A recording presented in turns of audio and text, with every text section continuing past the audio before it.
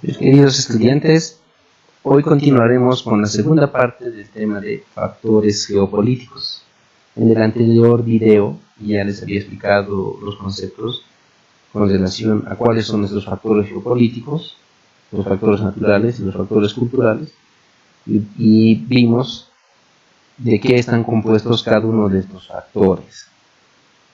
Dentro de lo que son los factores culturales y los factores geopolíticos, también es importante considerar los siguientes elementos. Tenemos el espacio geopolítico. ¿A qué se referirá espacio geopolítico? El espacio geopolítico es el espacio geográfico donde se asienta un estado. En el caso de Bolivia, Bolivia se encuentra en el centro de Sudamérica, en el hemisferio sur, en relación a la línea del Ecuador, y en el hemisferio occidental, en relación al meridiano de Greenwich. La superficie terrestre que tiene es de 1.098.581 kilómetros cuadrados.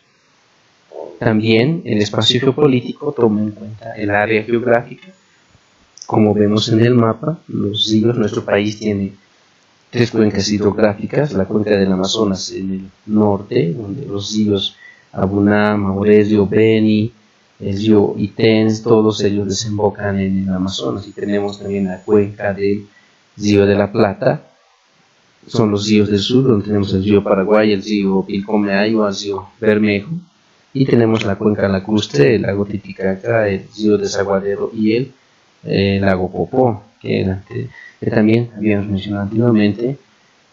Pero lo que sí no tenemos es unas costas, no tenemos mar, y dentro de los otros países que tienen costas y mares se considera un área geográfica de navegación y de soberanía. Nuestro país solo podemos hablar de la navegación de los ríos en el oriente, de la cuenca de Plata y también de la cuenca de Amazonas. Y tendríamos que hablar también del lago Titicaca y del lago Popó. Después no tenemos navegabilidad y un área hidrográfica, pero dentro del espacio geopolítico se considera el área hidrográfica, también se considera el espacio aéreo. Estos son los elementos que se consideran dentro del espacio geopolítico: la superficie terrestre, el área hidrográfica y el espacio aéreo. También debemos indicar qué implica la posición geopolítica. La posición geopolítica se refiere a la posición astrogeográfica, o sea, la posición astronómica que tiene un determinado estado o país. En el caso de Bolivia, nos encontramos en el centro de Sudamérica, en el hemisferio sur con relación a la línea del Ecuador, y en el hemisferio occidental con relación al meridiano de Greenwich, lo cual ya había mencionado anteriormente. Pero esta posición es estratégica o puede ser algo que juegue en nuestra contra. Los países dependen de esa posición geopolítica para expandir territorio, para plantear políticas de desarrollo económico. En el caso de nuestro país, hemos sufrido invasiones, hemos perdido territorios por parte de sus vecinos, pero a la vez hemos demostrado también que podemos ser un centro, un corredor bioceánico que puede unir los dos océanos, el Pacífico y el Atlántico. Todos los productos que llegan por el Pacífico y requieren ir hacia Brasil, Paraguay, Uruguay, tienen que pasar por nuestro país. Entonces es un elemento que debemos aprovechar, y muchos países aprovechan esta posición geopolítica que se refiere a la ubicación astronómica geográfica que tiene cada estado. Otro elemento que debemos tomar en cuenta es la tecnología, que se considera como el desarrollo de los estados. Un estado con tecnología alcanza desarrollo. Por eso los grandes estados demuestran poderío económico, también muestran poderío militar a través de su desarrollo tecnológico. Un claro ejemplo: Estados Unidos y Rusia en la Guerra Fría han desarrollado una carrera tecnológica, una carrera espacial, incluso una carrera deportiva. Actualmente ya se ha dejado atrás esa Guerra Fría que se tenía en los dos países, pero aún tenemos indicios. A pesar de que se está cambiando el escenario geopolítico, vemos que estos países han ido mostrando su poderío en armamento y para producir armamento necesariamente tienen que tener tecnología. Y también han desarrollado tecnología, especialmente Estados Unidos con esto del Internet, pero tenemos que mencionar lo que está ocurriendo en China, el desarrollo económico que ha tenido China, y ese desarrollo económico también se muestra en la tecnología que han desarrollado y también en el armamento. Actualmente China es una de las potencias. Tenemos que mencionar que después de que pase la situación de la pandemia del COVID-19, va a cambiar la figura geopolítica del mundo. Se dice que existirá, o ya existe una guerra fría entre Estados Unidos y China. Estados Unidos lo mostró cuando prohibió derechos de Google a la empresa china de Huawei. Clara muestra de que está habiendo un enfrentamiento entre estos dos grandes países. También sabemos que esta pandemia se inició en China y ahora está en todo el mundo. El escenario geopolítico va a cambiar.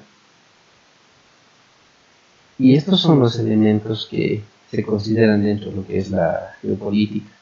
Si hablamos con respecto a nuestro país, la pandemia ha reflejado que estamos muy lejos de un desarrollo económico y de un desarrollo tecnológico. Nos falta mucha tecnología, estamos con un atraso de 50 años en relación a nuestros países, y en la parte militar ni qué hablar, tenemos muchas deficiencias. Necesitamos reflexionar en esto y aprovechar todos los medios que podamos, todos los factores geopolíticos que se nos permiten para alcanzar un desarrollo.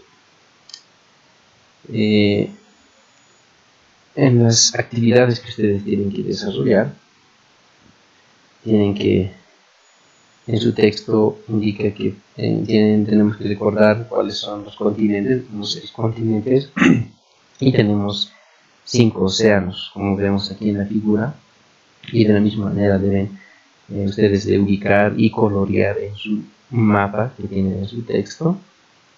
También en las actividades les indica ubicar o dibujar el mapa mundi con las principales cordilleras, y también indica dibuje el mapa mundi con los principales ríos. En las actividades yo les estoy mandando un mapa para que ustedes puedan pintarlo ahí, y tenemos aquí las principales referencias.